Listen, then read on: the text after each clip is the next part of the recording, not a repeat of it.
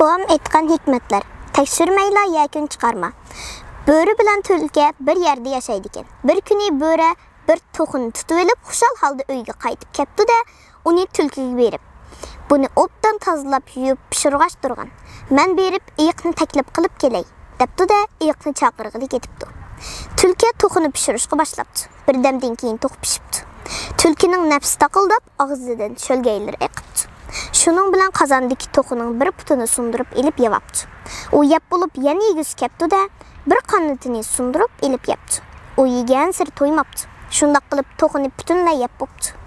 Bo'ri qaytib kelib, "Tulki voy, to'q pishdimi?" debdi. Tulki yolg'ondan, "Az qoldi" debdi. Bo'ri, "Men oldi bilan pichoqni biligach turay, eyiq kelsa to'qini pichoq bilan parchalab yeylik" deb uyning keyniga o'tib pichoq bilabdi.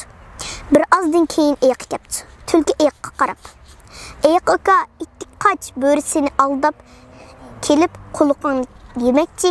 İşenmisang anglab baqay, bu bo'ri shu topda pichoq bilayotidi" debdi. Eyiq shunda quloq solsa, rostilla pichoqning tashqi surkelgandiki, shart-shurt qilgan ovozi anglanibdi. Eyiq qo'rqqanidan keyniga qarab badar tikib etibdi.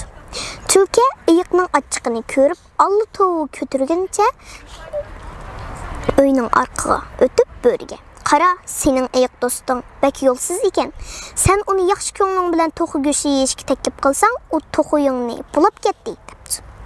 Bo'ri buni anglab ishinibdi-da, achchiqidan sakrab ketibdi. U qo'lidagi pichoqni qo'yib qo'yishni unutgan holda o'rnidan turibdi. Bo'ri yugurib chiqib qarasa, eyiq hadab yugurib qochayotgandek. Shuning bilan bo'ri bir tarafdan qo'g'lab, bir tarafdan varqirabdi. "Hey ahmoq eyiq, qaytib kel!" Eyiq shunda qarasa, bo'ri pichoq ko'tirgan holda qo'g'lab kelayotgan. U bo'ri rostilla qulqimni kesmoqchi o'xshaydi deb o'ylabdi-da, jinning boricha qochibdi. Eyiq qancha tez qochsa, bo'ri shuncha tez qo'g'labdi. Oxiri bo'ri eyiqqa yetishibdi-da, keyindan bir qamallab tutib olibdi. "Hu qora yuz, men seni yaxshi ko'nglim bilan to'qi yeyishga taklif qilsam, nemishqa to'qini bulab qochsan?" debdi. Eyiq qattiq ranjigan holda, "Sen nemishqa qulqimni kesmoqchi bo'lsan?" debdi. "Kim shundoq deydi? Men nemishqa sening qulqingni kesgurekman?" deb hang-tang bo'libdi bo'ri. "Men nədimi sening to'qiyingni bulay?" debdi eyiq. Ular shu chaqdalar o'zlarining tulkining aldam xaltasiga tushganligini bilibdi. Ular darrov tulkini tutqilib beribdi, lekin tulki allaqachon qochib ketgan ekan. Hikmat. Yuqorqi hikoyatdan ma'lumki, sen har qanday ishdan birdamlik hissiyatni o'ylab, hukm qilsang pushaymonni qilasan.